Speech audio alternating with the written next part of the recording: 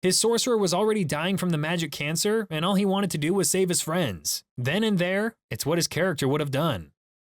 Welcome to the Twisted Pint Tavern. Today, we're visiting r/D&D to check out some good examples of it's what my character would do. When diplomacy's taking too long, my barbarian starts making wisdom checks to see if he can remain patient and not resort to violence. This reply sums it up pretty well. That can be good or it can be extremely annoying for the rest of the party. The good way to do it is to, on the first failed check, sorta quietly let out your frustration. If your party's on the ball, somebody should talk you down so you can restart. If they don't, loudly let out your frustration on the second failed check. Will probably hinder the negotiations, but might actually help them if your DM lets you make an intimidation check. Only Hulk out on the third failed check. Oh, and needless to say, give your fellow players ample time to react between failed checks.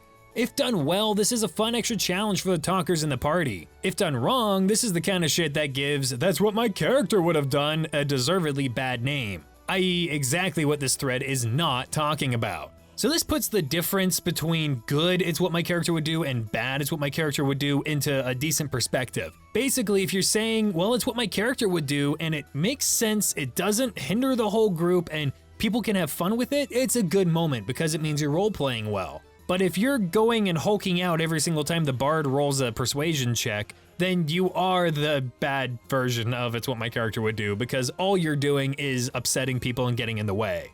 We started out with more players, but IRL happened, so it ended up being a party of 3, the wizard, cleric, and sorcerer. The players were tasked with investigating an increasing number of attacks and heists involving powerful casters and undead minions. All of the attacks could be traced back to an ominous-looking tower. The cleric and the wizard were all that remained of the starting lineup. The sorcerer was a late addition to the party. Being a pyromaniac, he caused issues here and there, but was ultimately a good guy. He was also sickly looking and mentioned he had an illness akin to a slow progressing skin cancer due to his constant use of fire magic.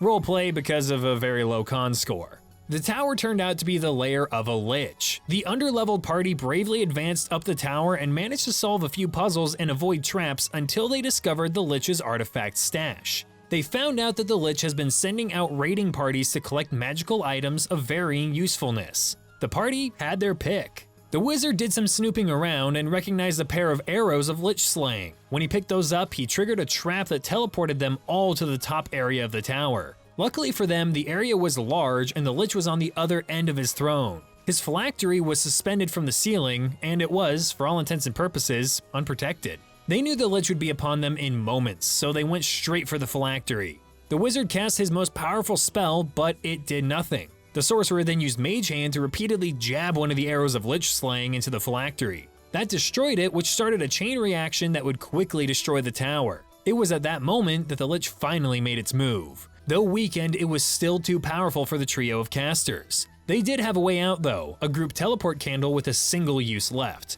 But the phylactery exploding and the tower crumbling around them scattered them around the large room and made it hard for them to reach each other. The cleric had the candle. They had to be close to him if they wanted to be included in the teleport. The wizard managed to pull off some magic shenanigans and reach the cleric, but the lich was already bearing down on the two and the pyromaniac was still too far away. Just as the two of them started making their way to their third party member, the sorcerer snapped his fingers and lit the candle, teleporting the cleric and the wizard away to safety, but sacrificing himself in the process. The last thing they heard and saw before being teleported was, "Come at me, you bitch lich," and a swarm of fiery missiles flying through the air. When asked why he sacrificed himself, the player answered that, while he knew all the spells and actions he and the other two had, and that they could probably make it to him in time in 1 or 2 turns, his character didn't know that. His sorcerer was already dying from the magic cancer, and all he wanted to do was save his friends. Then and there, it's what his character would have done.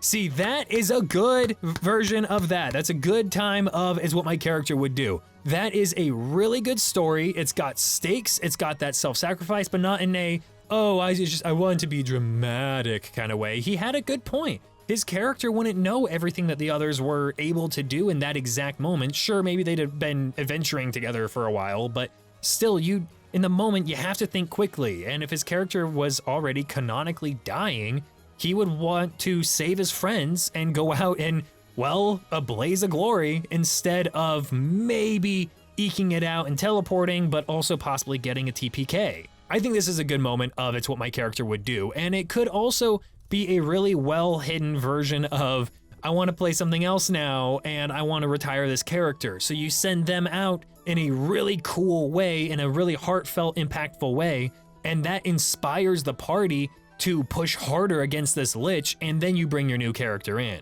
I think this is good, 10 out of 10, well done.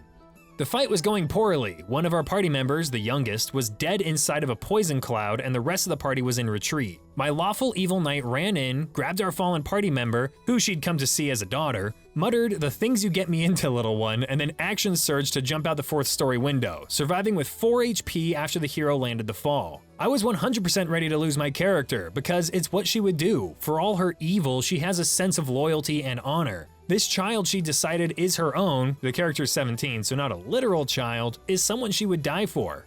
And that right there could be the start of a redemption arc as well if you were interested. I mean, you're lawful evil, like you said, loyalty and honor, those are lawful things, but you're still evil. But that moment of being willing to sacrifice yourself for someone that you've come to care for, especially if that person wasn't evil, that would be a really good moment to start your transition from lawful evil to maybe, lawful neutral or something like that. But even if you weren't playing it that way, it's what your character would do to run in and save this person that they've all but adopted as their own child. So yeah, I think that's a good use of it. My current rogue is a chef who wants to be the best chef in the world. He has the skills, he has the ability, he just doesn't have the name. After all, reputation is super important in the culinary world. With my DM's permission, he has a wine forgery kit.